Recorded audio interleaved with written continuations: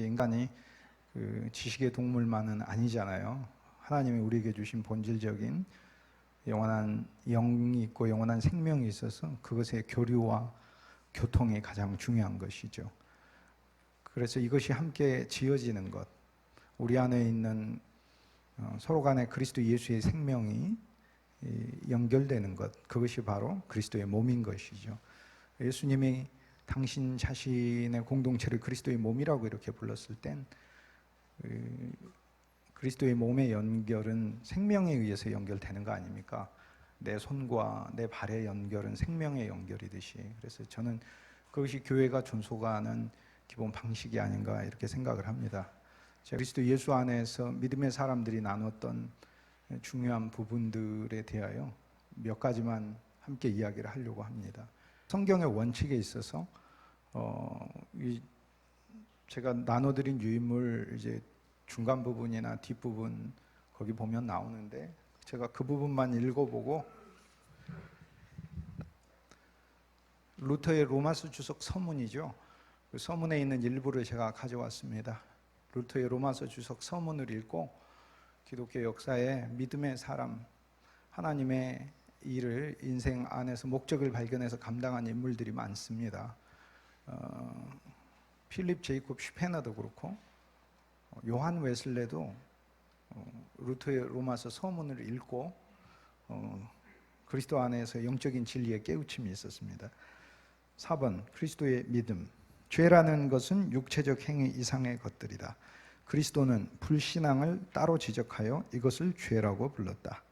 죄란 나를 믿지 아니하는 것이요 라고 요한복음 16장 6절에 얘기했죠. 우리 안에 모든 죄의 뿌리요 수액이 있고 뱀의 머리가 있다. 여자의 후손인 그리스도는 아담에게 약속한 대로 그 머리를 부수었다. 율법은 영적이라서 당신이 행하는 모든 것이 내적인 마음에서 우러나오지 않으면 율법을 지키지 않은 것이다. 그러니까 우리가 행위로 이웃을 도와도 그건 율법을 지킨 게 아닙니다. 왜냐하면 율법은 본시 영적이라 영으로 사랑을 할 때 그때만 율법을 지킨 것입니다. 물론 이제 율법이 영적이라는 의미는 또 다른 여러 가지 의미가 있지만 일단 루터에게 있어서는 이 부분이 중요합니다. 내적 마음은 오직 하나님의 영에 의해 주어지며 이 영은 우리로 율법의 요구를 감당할 수 있게 한다. 루터의 로마서 주석 서문을 저와 여러분이 이렇게 읽어나가는데 여기 글귀가 낯설면 낯설지 않으실 거라고 제가 전제하고 말씀드릴게요. 여러분이. 그러니까 낯설지 않을 거라고 전제하고 말씀드리는데 여기 글귀가 낯설면 여러분은 주님 안에서 내적인 진리를 더 개발하셔야 되는 분들입니다. 왜냐하면 이것이 500년 전에 쉬운 글이었어요. 근데 오늘 우리들은 우리들의 이성적인 어떤 언어들만 개발되어 있지 하나님의 말씀 안에서 기본적으로 담겨있는 그 원리가 루터 안에서 폭발하고 웨슬리 안에서 폭발한 것인데 그 원리에 대한 우리의 눈이 닫혀 있다는 것이죠. 그러니까 낯선 부분이 있겠지만 제가 조금 있다가 쉽게 설명해 드리겠습니다. 근데 뭐 낯설지 않을 거라고 전제하고 말씀드리니까 상처받지 마세요. 그래서 내적 마음은 그러한 마음, 하나님의 말씀에 대해 내가 지켜야 되겠다라는 순종의 마음이 있잖아요. 이것은 내 스스로 가질 수 없고 하나님의 영에 의해 주어지며 이 영은 우리로 율법의 요구를 감당할 수 있게 한다. 율법의 요구는 그리스도예요. 두려움이나 강제가 아니라 기꺼운 마음으로 행해진다. 고로 그 영이, 그리스도의 영이 우리 마음속에 있지 않으면 율법에 대한 적대감이 존재한다. 고로 율법이 명하는 것과 행하는 것 그리고 성취하는 것 등 이 세 명제는 전혀 별개의 것임을 명심해야 한다. 즉 율법이 명령하는 것 그리고 율법을 행하는 것 그리고 율법을 성취하는 것 이 세 개는 전혀 다른 명제라는 거예요. 이게 어떻게 전혀 다른 명제인지 이것도 제가 조금 이따 설명하겠습니다. 율법의 백성은 하나님께 이렇게 대답한다. 나는 당신이 나에게 약속하신 것을 행하였습니다. 되게 아름다운 말 같잖아요. 그런데 이 말은 복음의 말이 아니라는 거예요. 그러나 믿음의 백성은 이렇게 말한다. 나는 그것을 할 수 있는 힘이 없습니다. 그러니 내게 당신이 명령하신 것을 주옵소서. 내가 할 수 없기에 할 수 있는 능력을 간청하고 기도합니다. 믿음은 인간이 추리하는 개념 이상이다. 사람들은 믿음으로 충분치 않으며 우리가 올바르고 구원을 얻으려면 행위들을 하여야 한다고 선언하는 오류에 빠진다. 그들은 진정한 믿음이라고 부르는 것들을 날조하여 이것을 믿음이라고 부른다. 쉽게 얘기해서 우리가 믿음이라고 말하는 것은 믿음이 아닙니다. 이것은 공상에 불과하다. 믿음이 아니기 때문에 그것은 아무리 가져도 효력이 없고 더 나은 삶도 오지 않는다. 그럼 믿음 뭐냐? 믿음이란 하나님이 우리 속에서 일으키는 그 무엇이다. 이걸 체험한 거예요. 이걸. 믿음은 옛 아담을 죽이고 우리 마음과 생각과 모든 것에서 다른 사람으로 만들어 놓는 것이다. 믿음은 성령이 필히 수반한다. 믿음은 하나님의 은혜에 대한 살아있고 흔들림 없는 신뢰이자 신앙인데 그것이 너무 확고함으로 우리는 1000번이라도 죽을 수 있다. 이 부분을 제가 설명을 이제 여러분과 함께 나눠보려고 합니다. 자, 그 페이지 뒤에 보면은 어거스틴의 글이 있고 루터의 원문 글이 있어요. 똑같아요. 제가 그 글을 일부를 앞에다가 복사를 해놓은 겁니다. 어거스틴의 이야기도 마찬가지예요. 자, 저와 여러분이 엄밀한 의미에서 이야기하자면 종교개혁 전통이다. 또 뭐 루터를 비롯한 개신교의 신앙과 믿음에 있다 이렇게 말을 할 때 무엇을 이야기하냐면 기본적으로 하나님이 우리에게 주시는 그 율법과 복음에 대한 근본적 이해를 전제로 하고 하는 얘기예요. 제가 더 쉽게 얘기를 해볼게요. 산상수훈 설교하시죠. 심령이 가난한 자는 복이 있나니 천국이 저희 것이요 애통하는 자는 복이 있나니 저희가 위로를 받고 온유한 자는 복이 있나니 땅을 기업으로 받고 의에 줄이고 목마른 자는 복이 있나니 저희가 배부름을 얻고 긍휼히 여긴 자는 긍휼히 여김을 받고 마음이 청결한 자 하나님 8개의 복이 나와요. 근데 이 복들이 나오는데 우리가 8복이라고 부르죠. 그런데 이 복들이 나오는데 실은 10개의 복입니다. 8개가 아니고 집에 가서 세어보세요. 그런데 이 복들을 우리가 설교할 때 뭐라고 설교하냐면 행위의 법에 근거해서 믿음 없이 설교해요. 무슨 얘기냐? 당신이 심령이 가난하시오 라고 설교를 한다고요. 그것이 기독교가 아니다 그 얘기예요. 당신이 심령이 가난하시오. 분명히 예수님의 말씀은 명령인 것 같은데 모세의 말은 명령이지만 실은 모세의 말도 명령은 아니에요. 모세의 말도. 왜냐하면 모세가 그 얘기를 하고 이 명령은 결코 멀거나 어렵거나 힘든 것이 아니고 너희에게 가까이 있다 이렇게 얘기를 한 거기 때문에 그래서 예수님은 우리 보고 심령이 가난하라는 명령을 하시는 게 아니고 약속을 주시는 거다 그 얘기예요. 어떤 약속? 우리를 심령이 가난한 자로 만들어 주시겠다는 약속을 주시는 거다 그 얘기예요. 우리를. 그러니까 성경의 모든 문장 단어 하나하나는 하나님께서 우리에게 주시는 선물이에요. 선물. 이것을 믿음의 법이라고 부른다 이 말이에요. 그러니까 행위의 법은 내가 그것을 해보겠다고 하는 것이라 율법이라는 것을 문자의 법으로 행위의 법으로 이해하는 사람은 이제 그게 이제 처음 이 교리로 말을 하자면 어거스틴의 글에 영과 문자라는 것에 등장하고 이걸 다시 루터가 깨닫게 되고 이걸 알게 되면 여러분이 이제 뭐 소위 청교도들이라고 부르는 리차드 백스터든 토마스 왓슨이든 똑같은 이야기가 그대로 발견이 돼요. 우리 안에 내적인 에너지가 무엇에서 오는가? 그것은 우리가 하나님의 말씀에 대한 우리의 이해가 행위의 법으로 이해하기 때문에 그렇다는 거예요. 행위의 법으로. 예수님께서 4가지 밭의 비유를 주시잖아요. 길가밭, 돌짝밭, 가시밭, 옥토밭. 그리고 옥토밭이 많은 열매를 맺는다. 주님이 그렇게 얘기하셔요. 누가복음 8장에 보면 비유가 나오고 마태복음 13장에도 비유가 나와요. 그러면 우리는 어떻게 설교합니까? 옥토밭이 많은 열매를 맺으니까 당신이 옥토밭이 되시오에 초점을 맞춰 설교해요. 이것을 뭐라고 부르냐면 이것을 행위의 법에 기초한 율법주의 설교다. 율법의 설교다 이렇게 불러요. 율법은 구약을 가리키는 말씀이 아니에요. 그리스도의 말씀이라 할지라도 이것을 행위의 법으로 이해하고 내가 지키고 내가 이루겠다고 생각하면 그것을 율법이라고 불러요. 율법은 법칙을 가리키는 거예요. 그래서 하나님은 법칙을 2개를 세우신 거예요. 하나가 율법이라는 법칙이고 또 하나는 그리스도라는 법칙이에요. 이 그리스도 안에 들어있는 모든 항목을 하나님은 그리스도가 법칙이니까 그리스도 안에 있는 모든 항목을 또 하나의 법칙으로 만드시는 거죠. 그리스도는 은혜니까 은혜의 법칙이 되고 그리스도는 생명이니까 생명의 법칙이 되고 그리스도의 본질은 영이니까 영의 법칙이 되는 것이다 그 얘기예요. 하나님은 실은 2개의 법칙을 놔두시고 우리에게 말씀을 주실 때 이 2개의 법칙 중에서 앞에 율법의 법칙은 그 말씀 앞에 우리 자신을 해볼 수 있다는 교만한 사람으로 세우게 하는 게 아니고 이것을 이룰 수 없고 그것이 나를 심판하는 언어가 되는 하나님의 내 자신을 폭로하시는 주님의 판단으로 그 말씀을 사용하셔요. 그것이 바로 로마서 7장에 바울이 탐내지 말라라는 계명이 없으면 내가 탐심을 알지 못하였으리라 라는 이야기죠. 비유로 다시 들어가서 제가 쉽게 얘기를 해볼게요. 예수님은 4가지 밭의 비유에서 옥토에서 많은 열매가 맺는다. 세상에 농사 짓는 사람, 그 이야기 모르는 사람이 어디 있습니까?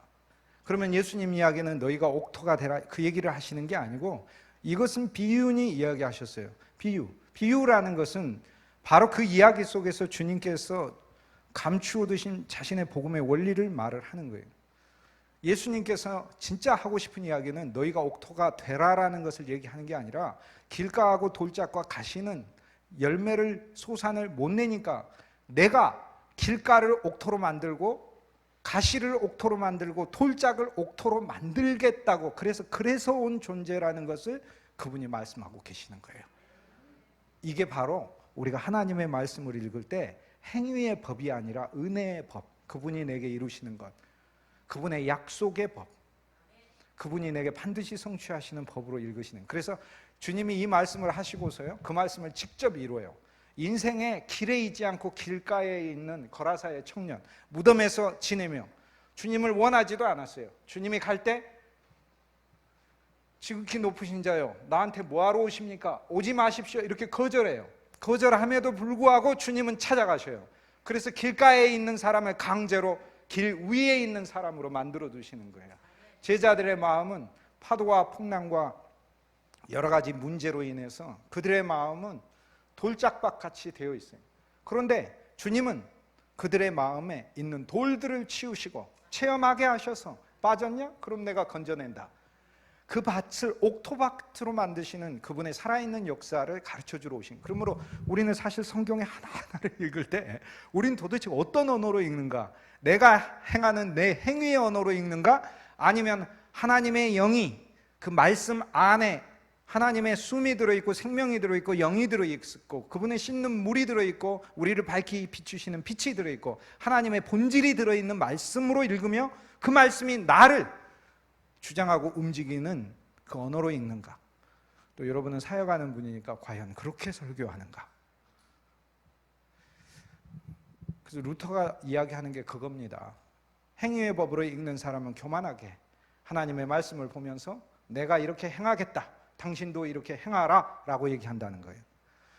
그러나 믿음의 법으로 말씀을 읽는다는 거, 이걸 하나님이 나한테 이루신다는, 아브라함에게 이삭을 약속하시고 이삭을 이루시듯 아브라함의 능력과 사라의 능력으로 이루는 게 아니라 로마서 4장에 아브라함의 나이가 오래되어 그의 몸과 기운이 쇠하고 아내 사라는 경수가 끊어져 어떻게 되었어요? 죽은 것 같이 되었으나 인간이 점점 건강해져서 나은 게 아니라 인간의 상태는 정말 심각해지고 정말 불가능에 가까운 상태가 되었으나, 불가능이 되었으나 그분이 이루신다는 그 믿음, 그 믿음에 의해서 역사가 나타났다라는 거죠. 그러니까 성경 전체는 그렇게 읽는 거예요. 성경 전체는. 그런데 오늘날 이제 우리들의 언어와 설교에 있어서 만약 저와 여러분이 사람들에게 율법으로 설교하는 게 있다면 저희들은 믿음의 법, 은혜의 법으로 돌아와야 됩니다. 믿음과 은혜로만 돌아올 뿐 아니라 믿음의 법칙과 은혜의 법칙과 생명의 법칙으로 돌아와야 돼요. 법이 들어간다는 것은 또 다른 차원입니다. 예를 들어서 제가 이 아름다운 교회에 왔습니다. 왔는데 목사님이 저에게 커피를 대접해 주셨어요. 은혜죠. 제가 돈을 낸 건 없잖아요. 은혜잖아요. 그냥 주셨고. 그리고 은혜가 되기 위해서는 기뻐하며 줘야 되고 즐거워하며 줘야 되고 대가를 구하지 않고 줘야 그게 은혜가 돼요. 그러니까 줄 때 아까워하면서 주고 주지 않고 싶은데 억지로 다, 그럼 은혜가 되질 않아요. 은혜라는 말 자체가 성립이 안 되는 거다, 그 얘기예요. 은혜라는 말 자체가. 은혜는 선물이면서 동시에 하나님의 그분의 마음을 담고 있어야만 은혜예요. 기뻐하시고 주기를 기뻐하시고 죄인에게 구원을 어쩔 수 없이 주는 게 아니라 죄인인데 구원을 기뻐함으로 주시는 거죠. 그러니까 은혜로 구원을 얻었다는 그 이야기 속에는 그 은혜라는 말은 한마디로 우리가 일생을 살아도 사실 그 은혜라는 말의 본질을 진짜 깨달을 수 없는 말이죠. 어떻게 보면 우리가 그 언어를 너무 제한하는데, 어쨌든 제가 왔는데 맛있는 커피를 대접했어요. 이걸 은혜라고 불러요. 그런데 만약 목사님이 저한테 이렇게 얘기하신다면, 교수님이 올 때마다 우리 교회에서 가장 맛있는 커피를 반드시 내어오도록 하겠습니다 라면 법칙이 세워진 거예요. 그러니까 은혜가 더 큽니까? 은혜의 법칙이 큽니까? 은혜의 법칙이 크다는 거예요. 그래서 그리스도 예수 안에는 은혜가 법칙으로 있고 생명이 법칙으로 있다. 그런데 이 법칙은 또 그분의 십자가를 통하여 언약으로 세워져 가지고, 언약으로 세워져서 대상이 있게 되는 거죠. 언약은 혼자 하는 게 아니라 대상. 그러니까 법칙은 원래 객관적으로 존재할 수 있어요. 이 법칙은 내가 체험하지 않아도 원래 객관적으로 존재해요. 만유인력의 법칙이든 어떤 법칙이든. 그런데 언약이라고 말씀을 하셨을 때는 이 법칙이 대상을 갖는 존재가 되는데 바로 나한테 적용된다는 것이고, 맹세하신다고 하셨으니까 결코 변함이 없는 것이죠. 결코 변함이 없는 거죠. 성경에서 처음 이제 하나님의 맹세가 등장하는 게 창세기 22장입니다. 제가 어저께 아침에 묵상한 말씀이 창세기 22장입니다. 성경에서 처음으로 하나님이 맹세한다는 말씀이 창세기 22장에 등장해요. 인간이 맹세하는 것은 아브라함이 창세기 14장에서 소돔왕을 만났을 때 맹세를 해요. 소돔왕에게 아브라함이 맹세하여 가로되 내가 너에게서는 신발 하나라도 옷에 있는 실 오라기 하나라도 취하지 아니하겠다 라고 아브라함이 지극히 높으신 하나님의 이름을 가리켜 맹세하여 가라사대. 그래서 인간의 맹세가 나요. 그리고 창세기 21장에 이번에는 아브라함이 아니라 아비멜렉이, 이방인이 아브라함한테 와가지고 맹세하라고 그래요. 너는 맹세하라. 너는 내게 맹세하라. 너와 너의 자손들이 우리에게 선대할 것을 맹세하라. 이렇게. 창세기 20장에는 둘 사이에 굉장한 갈등과 어려움이 있었잖아요. 그런데 21장에 오면 화해가 오게 되죠. 그 중간에 무슨 사건이 있는 거예요? 하나는 하나님이 아브라함을 다루는 사건과 또 하나는 이삭이 태어나는 사건이죠. 그 이삭은 아브라함의 아들이요. 아브라함의 아들은 그 아들이 실체가 아니라 통로이고, 아브라함이 이삭을 낳고 이삭은 야곱을 낳고 야곱은 유다와 그의 형제를 낳고 유다는 다말에게서 베레스와 세라를 낳고 베레스는 헤스론, 헤스론은 람, 람은 아미나다, 아미나다는 나손, 나손 살몬, 살몬 보아스, 보아스는 오벳을 낳고 오벳은 이세, 이세는 다윗을 낳고. 누가 나옵니까? 그리스도가 실제인 거죠. 그러니까 오늘 우리들에게 있어서 진정한 화해는 그리스도 예수의 탄생으로만 가능하다는 게 창세기 21장에서 어떤 아들이 태어남으로, 이 아들이 태어나는 것이 하나님의 은혜와 기적의 증거로 보여지니까 아비멜렉에게. 그래서 아브라함한테 와서 화친을 요구하는 거죠. 오늘 이 사건이 그대로 그리스도 예수 안에서 일어난다는 거예요. 우리에게. 우리가 그리스도를 믿기 때문만이 아니라 그리스도 예수가 참 이삭으로 태어나셨기 때문에 우리에게, 그리고 참 이삭으로 태어나는 것, 내주하시는 그리스도로서 우리가 그분은 우리 안에 살아있는 참 생명으로서 누릴 때 오늘 우리들의 사역 자리 안에서 내가 설교하고 내가 섬기고 내가 만나는 모든 현장 자리 안에서 하나님이 주시는 화평이, 하나님이 이끌어오는 화평이 있다는 것을 보여주는 것이죠. 하나님이. 아브라함은 가만히 있는데 하나님은 화평이 오게 하는 것이다. 그리고 이제 어쨌든 사람의 맹세가 나오는데 하나님의 맹세는 창세기 22장에 나오잖아요. 하나님께서 첫 번째 아브라함에게 나타나서는 내 아들 독자 이삭을 바치라 이렇게 말씀하시고, 그래서 모리아산에 가가지고 그 아들 독자 이삭을 바치잖아요. 그런데 바로 그 아들을 죽이려고 할 때, 그때 그 본문에 보면 정확하게 하나님께서 아브라함에게 두 번째 나타나 가라사대 이렇게 얘기하시면서 내가 내 아들 독자도 아끼지 아니하였은즉 내가 나를 경외하는 줄 알미라. 자, 이것은 모든 것의 이 반전의 이야기죠. 쉽게 얘기해서 성경의 이야기는 하나님의 이야기 아닙니까? 인간으로 하여금 아브라함이 자기 자식을 바치는지 안 바치는지 그 문제를 하는 게 아니라 아브라함으로 하여금 시험한다라고 하는 이야기는 아브라함으로 하여금 경험하게 한다는 것이거든요. 뭘 경험하게? 아비가 자식을 잃는 그것을 경험하게 하고, 그것이 얼마나 상대에 대한 사랑인가를 경험하게 해요. 그런데 아브라함이 믿음의 조상이니까 우리의 근본적인 믿음이 무엇을 체험해야 되냐면 아버지가 자식을 주는 것이 얼마나 놀라운 사랑인가를 경험해야 한다는 거예요. 그러면 어떤 우주적인 아버지가 자기가 가장 사랑하는 아들을 우리에게 줄 터인데 그것이 얼마나 우리를 사랑하는 것이냐라는 것을 하나님이 말씀하세요. 아브라함아, 너도 네 자식 나한테 바치려고 할 때 네 마음이 얼마나 아팠고 너에게 얼마나 소중한 존재가 내가 왔는지 내가 안다. 그리고 그것을 통해 네가 나를 참으로 사랑한다는 것을 내가 깨닫는다. 이제 그 다음 질문이 하나님이 역으로 우리한테 하시는 거예요. 만약 그렇다면 내가 내 아들을 너를 위해 줄 터인데 너는 뭘 느껴야 되느냐, 이렇게 얘기하는 거예요. 근데 이제 그 사건을 통해 하나님이 두 번째 말씀하여 가라사대 맹세하사, 이렇게 얘기를 하고, 맹세하시고 내가 너의 후손 이삭을 통하여 난 어떤 우주적인 그 존재를 통하여 만민에게 복을 주고 그를 통하여 큰 민족을 이루고 그리고 그가 대적의 성문을 얻으리라. 인간을 포로로 잡고 있는 사탄의 왕국, 어둠의 왕국, 저주의 왕국, 멸망의 왕국, 사망의 왕국을 그리스도께서 가장 무기가 많이 쌓여있는 성문을 부수시고 그 성 안에 있는 모두를 차지하시는 우주적인 그분의 승리의 사역을 맹세하여 말씀하셨다, 이렇게.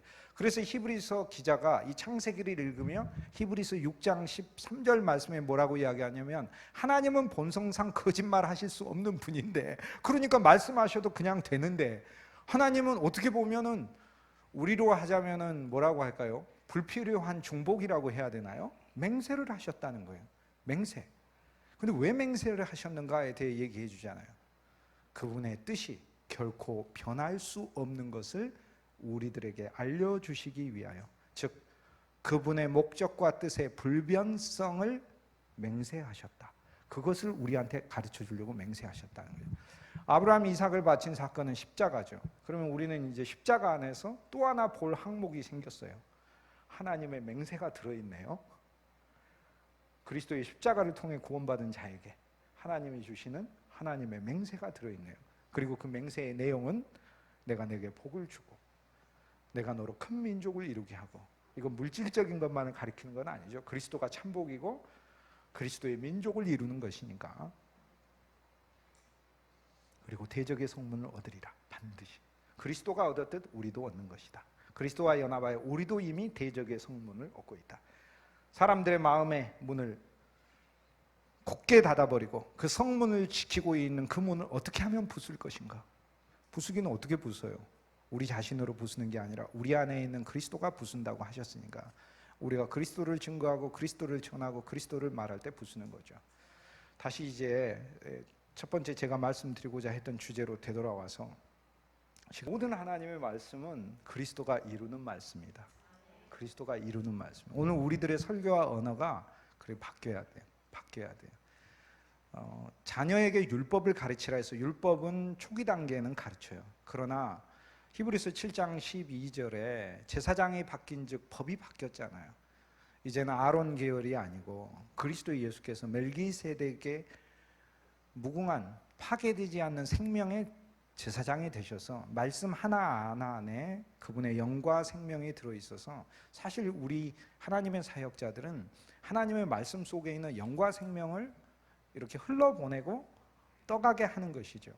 그래서 설교의 가장 수준 있는 정의는 무엇이냐면, 설교란 우리 안에 있는 그리스도가 살아계신 우리 가운데 있는 그리스도를 통하여 성도 속에 있는 그리스도에게 전파하는 것이다. 이게 설교예요. 집에 가서 한번 생각해 보세요. 우리 속에 있는 그리스도가 우리 가운데 있는 그리스도를 통하여 성도 속에 있는 그리스도에게 전파하는 것이다. 그것이 설교예요. 그것이.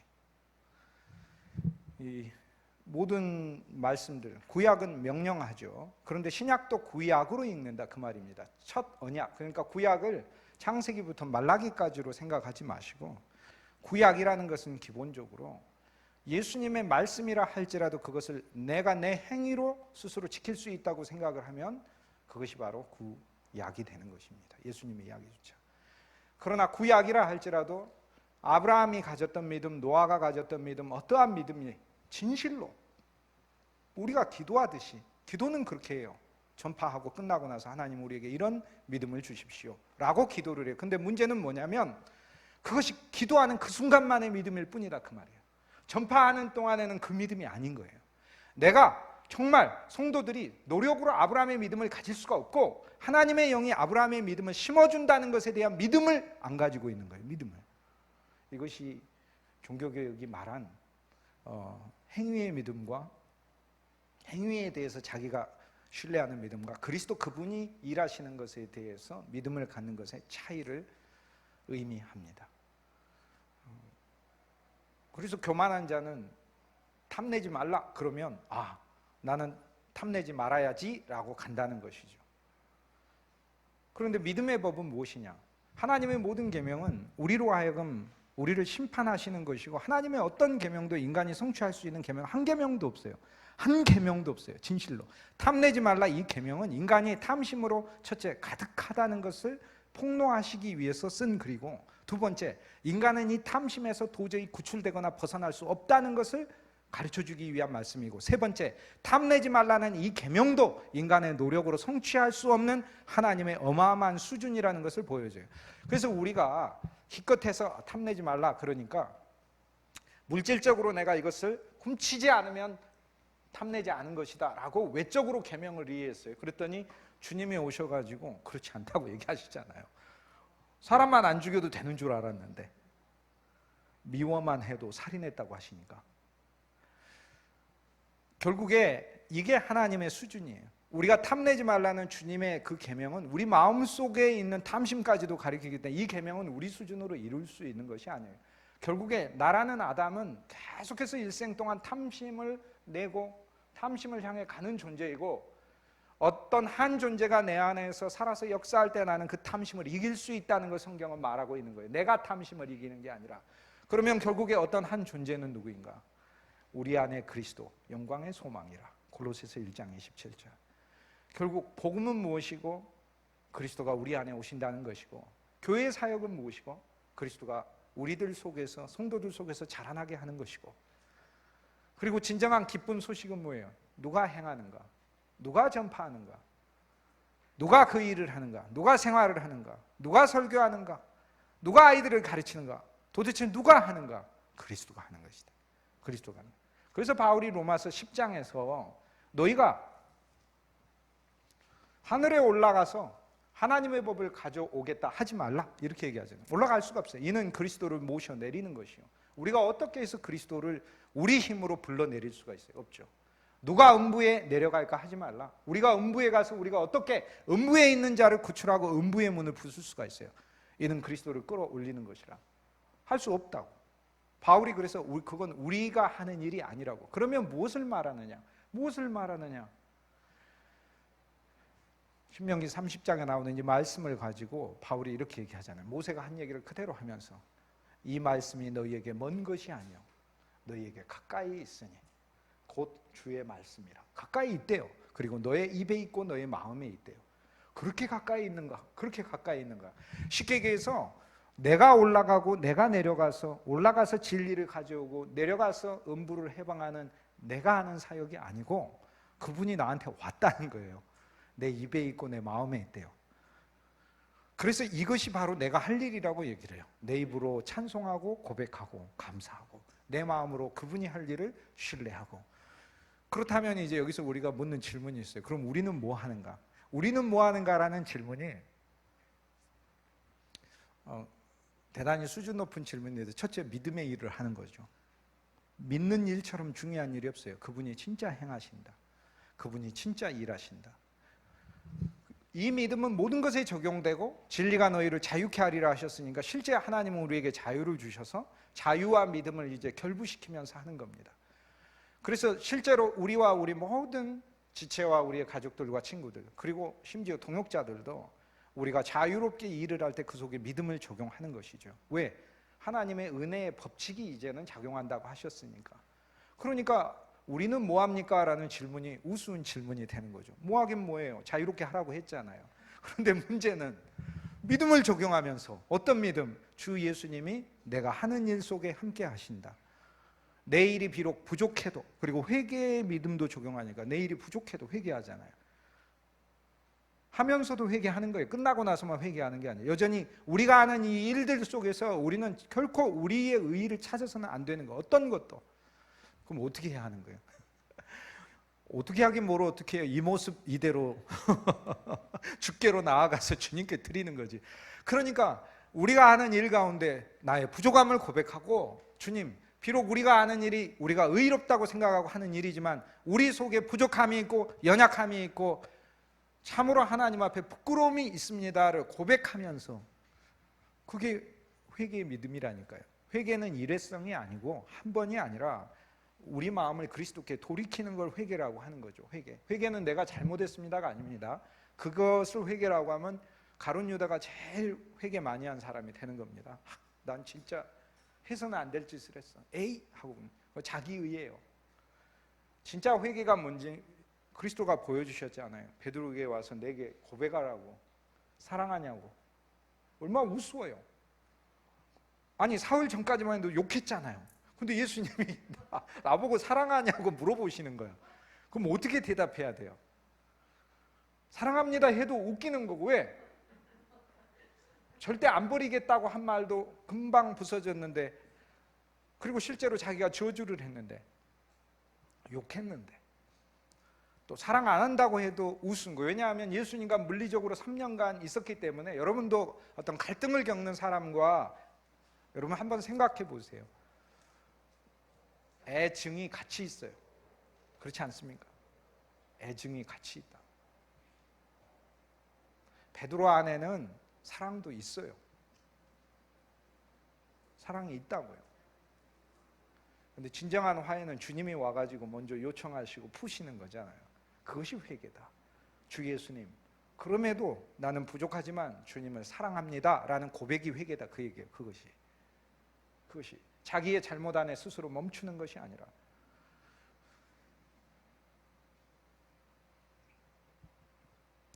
모든 말씀은 어쨌든 그리스도가 이루는 말씀으로 보는 것, 그리고 그렇게 설교하는 것. 그래서 산상수훈은 다 그리스도가 이루시는 말씀이에요. 심령이 가난한 자로 만들어 주시겠다는 거고, 만들어 주실 뿐만 아니라 그분의 행복과 기쁨과 그분의 놀라운 은혜와 복을, 풍성을 우리에게 주시겠다는 것. 이것이 복이 있나니? 라는 그분의 선언이에요.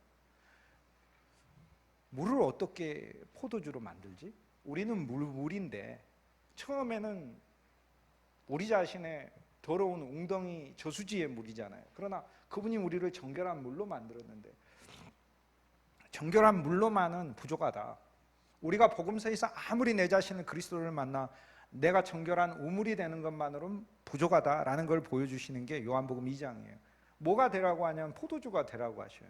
포도주가. 저는 그래서 매주일, 또 매주일이 아니라 거의 날마다, 거의라는 말이 아니고 실은 매 순간마다 나는 내가 포도주가 되지 않으면 회개해요. 나는 내가 그리스도한테 취해 있지 않으면 회개해요. 나는 그리스도한테 취해 있어야 살 수 있을 것 같아요. 그리스도한테 안 취하면 살 수가 없을 거예요. 여러분, 진짜 우리가요, 예수 그리스도라는 술을 마시지 않으면 괴로워서 살 수 없는 게, 그게 진짜 그리스도인인 거죠. 사역자가 그게 그리스도한테 취해 있어야 하는 거죠. 매일 그리스도한테. 맨정신으로 하려고 하니까 얼마나 힘듭니까? 그게 주님한테 취해야지. 근데 어떻게 내가 물인데 어떻게 포도주가 되는가? 주일학교 찬송에 다 나와 있어요. 예수님이 말씀하시니. 예수의 말씀은요, 명령이 아니라 그분의 약속이라니까요. 그분이 말씀하시면 일어나는 거니요. 그러면 이것을 어떻게 체험하는 거예요? 어떻게 체험하면 어떻게 체험? 믿음으로 체험한다고 했잖아요. 히브리서 4장 1절 말씀. 우리를 위하여 준비된 안식이 있는데 안식에 못 들어갈까 봐, 못 들어간다고 생각할까 봐 걱정한다라고 얘기를 해요. 못 들어갈까 봐 걱정하는 게 아니고 못 들어간다고 사람들이 생각할까 봐. 그러니까 실은 주님이 정말 쉬운 길을, 안식일을 만들어 놨는데 많은 사람들이 마치 그것이 어마어마한 고도의 영적 수련을 거쳐야 들어가는 것으로 착각할까 봐 걱정한다라고 히브리서 4장 1절에 하고 4장 2절에 뭐라고 이야기하냐면, 오늘날 우리가 말씀을 들어도 오늘 우리들에게 역사가 없는 것은 그 말씀을 들을 때 우리의 믿음을 화하지 않기 때문이다. 그러면 뭘 하는 거예요? 아, 주님의 나를 포도주로 만드셨구나 라는 믿음을 먼저 적용하는 거죠. 그 성령을 어떻게 충만하게 체험해요? 나무 뽑는 겁니까? 성령이 내 안에 충만하다라는 믿음부터, 여김부터 적용해야 성령이 충만한 거예요. 이미 믿음을 통해서 오는 게 더 좋아요. 그래서 저는 사실상 한 면에서는 체험 필요 없다는 생각이 많이 들어요. 왜냐하면 믿음 안에서 이미 다 가졌기 때문에 그래요. 믿음 안에서. 이것이 바로 믿음은 오늘 우리들에게 우리가 바라는 모든 것들의 실체라는 것을 증명해 주는 이야기가 되는 거예요. 진짜 믿음 안에서 다 가진 거예요. 믿음 안에서. 믿음 안에서. 없는 자가 아니라 믿음 안에서 정말 가진 거예요. 그런데 하나님은 내가 체험 없다고 이렇게 얘기를 하면 주님은 저한테 그렇게 너 그렇게 네 믿음이 정말 수준 높은 믿음이 아니다 이렇게. 저는 찬송가를 부르면서 우리가 부른 찬송가 중에 제일 어떻게 보면 어이없는 찬송가가 하나가 있어요. 그게 뭐냐면 이 눈에 아무 증거 아니 보여도 믿음만을 가지고서 늘 걸으며, 그 찬송이 있어요. 혹시 들어보셨나요? 이 눈에 아무 증거 아니 보여도, 온 우주에 이 눈에 아무 증거 아니 보여도 믿음만을 가지고 늘 걸을 수 있는 사람은 단 한 사람도 없어요. 근데 우린 그렇게 찬송을 불러요. 없어요. 왜? 우린 너무 약해, 믿음이. 예수님하고 3년 살았던 제자들도 그런데, 도마도 그런데 우리는 오죽하겠어요. 그래서 사실 하나님은 우리한테 반드시 증거를 보여주셔요. 증거를 반드시 주시게 되어 있어요. 그래서 로마서 15장에 보면 바울이 그리스도의 사역을 펼칠 때 하나님께서 내게 많은 이적과 기적과 표적을 통하여 역사하셨다라고 얘기를 해요. 하나님. 그래서 하나님이 우리가 일하는 우리의 목회 사역에 하나님은 반드시 이적을 주시고 표적을 주시고 은사를 주시고 나타나게 하신다는 거예요. 왜냐? 믿음만을 가지고서 늘 걷겠다고 아무리 우리가 결심해도 실은 우리는 그렇게 믿음이 강한 존재가 아니에요. 그래서 하나님이 너는 그렇게 찬송하지만 일단 내가 찬송은 수납을 하마. 찬송은 수납을 하고 찬송은 수용을 하고 실제로는 너는 많은 증거가 필요하느니라 이렇게. 그래서 증거를 주셔요. 그래서 저는 매일 주님께 주님 저는 체험이 필요 없어요. 나는 그리스도 당신이 주시는 내게 주신 그 믿음만으로 나는 충분해 이렇게 얘기를 하죠. 아니 하나님이 세상을 창조했다는 것을 무슨 온갖 종류의 과학적 지식을 통해서 깨달은 다음에 내가 믿는다면 그 믿음이라고 얘기하는 게 아닙니다. 사실에 대한 인정이라고 얘기해요. 물론 복음 안에는 사실에 대한 인정은 있어요. 그건 전혀 별개의 또 영역인데, 그런데 하나님이 사실에 대한 인정과 믿음이라는 측면을 두 개를 결부시켜서 이야기하며 두 개가 객관적인 항목이에요. 그래서 하나님은 우리가 만물이 진짜 하나님이 창조하셨는가 원리를 발견하고 나서 만물은 하나님이 창조했구나 이렇게 믿는 게 아니고 그냥 믿는 거예요. 말씀이 말씀하니까. 그래서 매일 체험이 필요 없습니다 라고 이렇게 얘기를 하지만 하나님은 너 그렇게 믿음이 강하지 않아 이렇게 해서 날마다 체험을 주시고 날마다 이적을 주시고 매일매일 증거를 주시고 만약에 이제 그 눈에 많은 증거 아니 보여도 믿음만을 가지고 늘 걸을 수 있다고 생각하시는 분은 굉장히 수준이 높으신 분이에요. 그런 분이 있을 수 있다는 것에 대해 저는 경이롭게 생각을 합니다. 저는 지금까지 있을 수 없다고 생각을 합니다. 자, 오늘 우리들이 이 전파하는 모든 말씀들은 그리스도께서 그분의 영을 통하여 우리 안에 이루시는 역사예요. 성경에 성령이 400번 등장하잖아요. 뭘 이야기하겠어요? 누가 이루신다는 거예요? 하나님의 영이 이루신다는 거예요. 아버지라는 것은 기원과 사랑과 은혜와 우리와의 근본적인 본질 관계를 뜻하는 것이고, 아들이라는 것은 이 모든 것을 선물하시고 우리에게 오셔서 우리 자체가 되신 것을 말하는 것이고, 영이라는 것은 하나님의 본질을 뜻해요. 영과 육체는 반대되는 말이 아니에요. 로마서 8장에 영이 22번이 등장을 해요. 성경에서 영이란 말이 가장 많이 등장해요. 그런데 영과 육체는 반대되는 말이 아니에요. 영은 만물의 본질을 뜻해요. 왜냐하면 하나님은 영이신데 하나님이 만물을 창조하셨잖아요. 우리가 눈에 보이는 이 만물까지도 하나님 창조하셨잖아요. 그러면 영이 창조한 거예요. 영은 쉽게 얘기해서 존재의 본질이라는 것을 가리켜요. 그러니까 오늘 물질과 영을 나누는 것이 아니고 오늘 우리들이 물질이라고 부르는 것들, 뭐 돈만을 말하는 게 아니라 심지어 내 몸도 물질이잖아요. 물질이라고 부르는 것들의 그 본질이 실은 영이어야 한다라고 이야기하는데, 창세전에는 하나님의 영이었고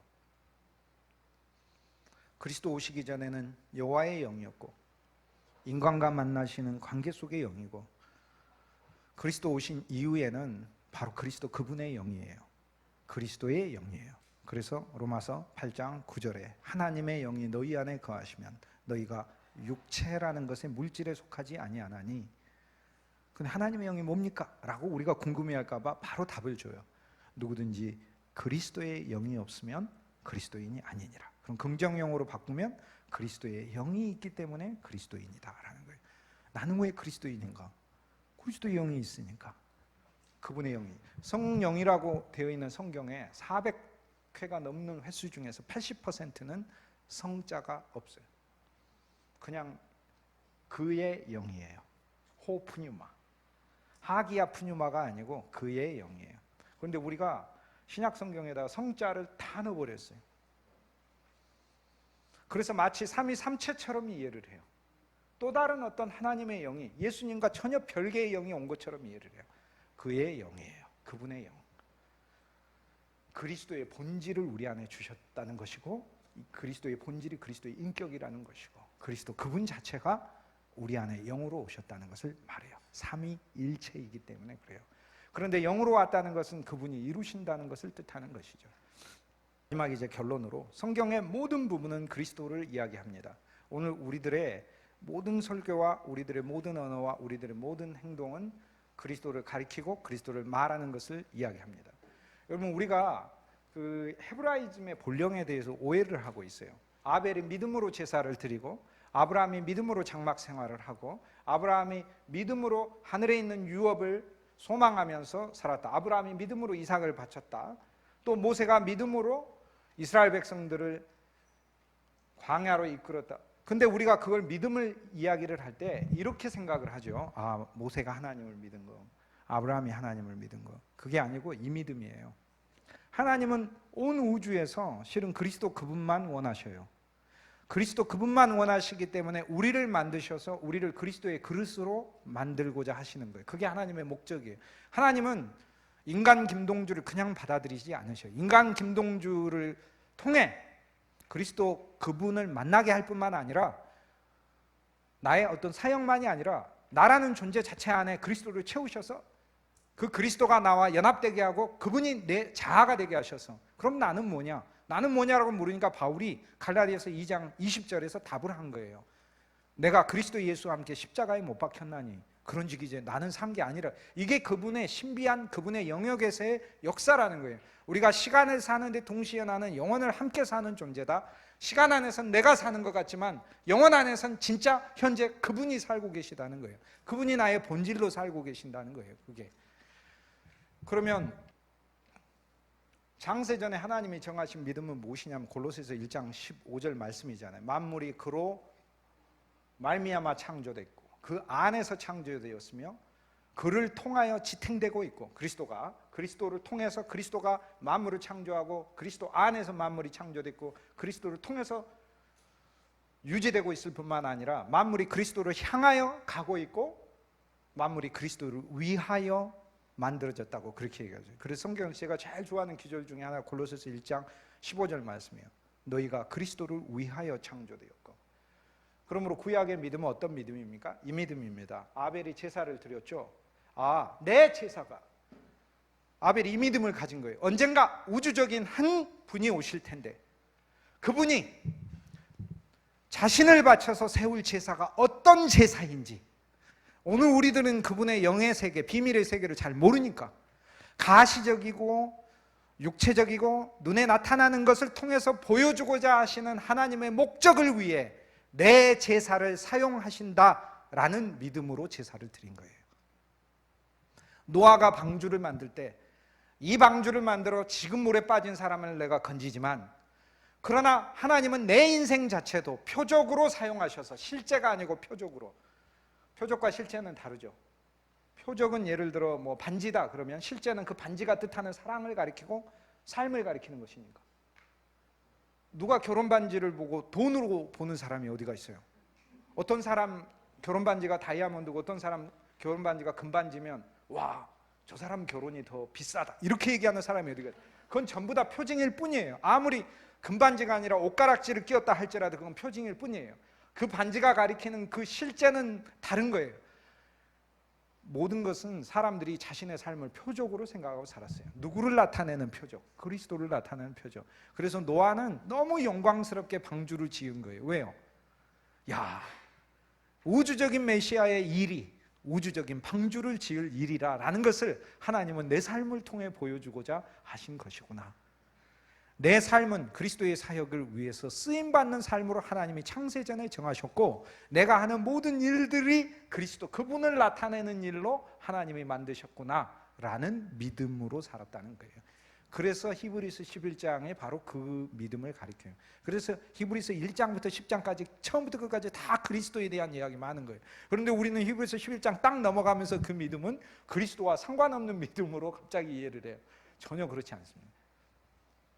그러면 오늘 우리는 이걸 적용하면 어떻게 해야 될까요? 오늘 우리에겐 두 가지 면이 있는데, 성서 전체 안에서 그리스도를 우리가 발견하고 그리스도를 전하는 것이 우리의 첫 번째 가장 중요한 사명입니다. 모든 본문과 모든 이야기 속에서 그리스도를 우리는 말해야 됩니다. 태초에 하나님이 천지를 창조하시니라에서도 우리는 그리스도를 말해야 됩니다.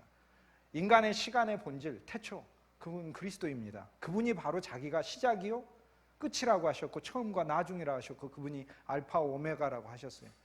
우리의 진짜 기원은 그리스도인 거고요, 하나님이 바로 그리스도입니다. 로마서 9장 5절에 그분은 세세히 영광 받으실 하나님이시라. 천지, 진짜 새 하늘과 새 땅, 이것이 바로 그리스도입니다. 오늘 우리가 딛고 있는 땅과 살고 있는 이 하늘조차도 그분의 표적일 뿐입니다. 그림자일 뿐입니다. 그 실제가 그리스도인 거예요. 그러므로 저와 여러분은 이렇게 견고한 땅 위에 있는 것 같지만, 이 견고한 땅을 견고한 땅 되게 하는 진짜 참 땅이 바로 그 밑에 있는 것이죠. 그게 그리스도이신 것이죠. 창조하시니라. 하나님의 본성이 그리스도인 거죠. 그 귀절만이 아니라 가장 마지막 주 예수여 어서 오시옵소서. 미래에만 올 뿐 아니라 지금 오셔야죠. 미래 안 오셔도 돼요. 저는 주님이 지금 더 오셔야 된다고 봐요. 나한테, 내 마음에 더 오셔야 되고, 우리 집에 더 오셔야 되고, 우리 교회에 더 오셔야 되고, 내가 일하는 모든 환경에. 그래서 그 말씀은 미래를 나타내는 말씀이 아니에요. 이미 일어난 일과 그리스도 안에서 영원 가운데 일어난 일과 지금 일어나고 있는 일과 지금 오셔야 되는 일과 그리고 장차 오실 일, 세 가지를 동시에 말하는 말씀이에요.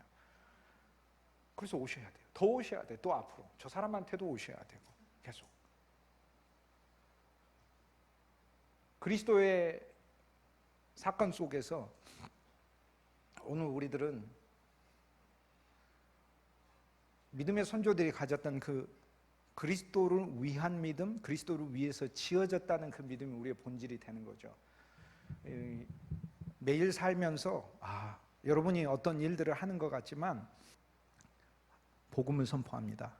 그리스도가 여러분 안에 사시니까 여러분이 고집부리면서 하는 일 가운데서도 명백히 주님이 하시는 일이 들어있음을 진짜로 믿으셔야 합니다. 진짜로 믿으셔야 합니다.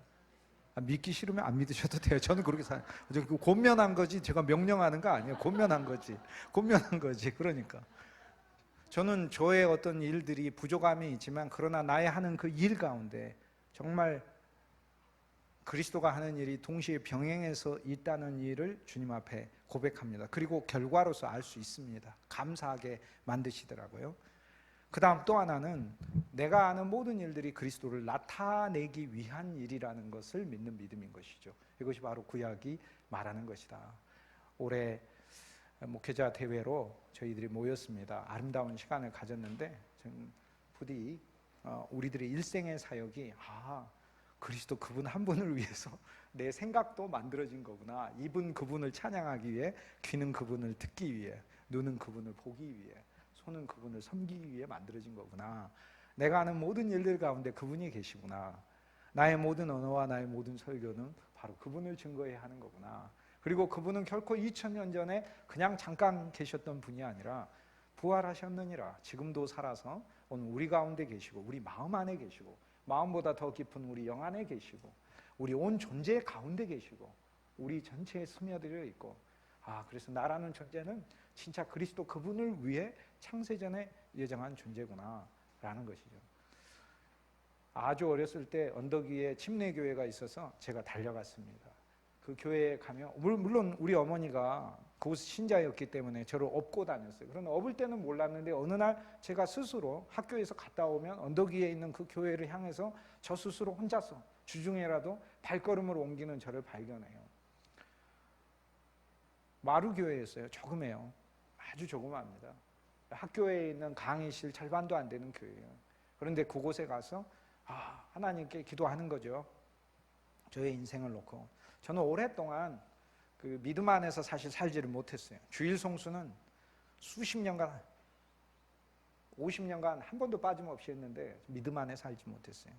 하나님을 진짜 신뢰하지도 못했고, 그리고 또 한 면에 있어서 제가 방금 말씀드린 그 믿음, 나를 통해 그리스도가 이루신다는 믿음도 없었고 내 삶이 그리스도를 나타내기 위해 예정됐다는 믿음도 없었어요. 근데 다만 어렴풋이 이렇게 생각했어요. 하나님은 왜 나를 그분의 길로 부르셨을까? 어려서 왜 나한테 소명을 주시고 결코 나를 이 길 외에는 다른 길이 없도록 만드시고 이렇게 오게 하셨을까? 물론 여러분 중에는 포도원에 3시에 들어오고 5시에 들어오고 이런 분도 계시지만, 그러나 여기 복음이 있어요. 3시에 들어오든 5시에 들어오든 하나님이 똑같이 풍성히 주시니까. 그런데 저는 이렇게 생각했어요. 내가 불쌍해서. 맞아요. 그게 로마서 9장의 답이에요. 긍휼의 그릇으로 선택한 거예요. 창세전에 이 땅에 살 모든 사람들을 보면서 여러분들은 행여 여러분 중에 어느 누구가 그리스도 없이도 살 수 있는 사람이 있을지도 모르지만, 바로는 그렇게 생각했으니까 여호와가 네 길래 이렇게 얘기하니까, 그러나 하나님이 그 눈으로 봐서는 온 우주에 진짜 그리스도 없이는 살 수 없는 어떤 한 존재가 바로 저였던 거예요. 저. 그래서 저를 찍으시고 만나시고 저에게 은혜 베푸시고, 내가 이 세상에 있는 걸 좋아하니까 이 세상에 있는 거 먹고 사는 것도 누릴 수 있게 하시고, 그런데 지금에 와서야 알게 하셨어요. 그리스도를 위해서구나. 이제는 위해서구나. 그래서 왜 선택했는지 알았어요. 그 어린 소년이 40년, 50년이 지나서 이렇게 귀한 분들 앞에서 그리스도가 가장 우리의 생명이요, 우리의 빛이시요, 가장 중요하다고 말하는 그 한 존재를 하나님이 미리 보시고 그리스도라는 그분의 그릇으로 쓰시려고 저를 택하신 거라는 거. 그거 알았으면 이상입니다. 감사합니다.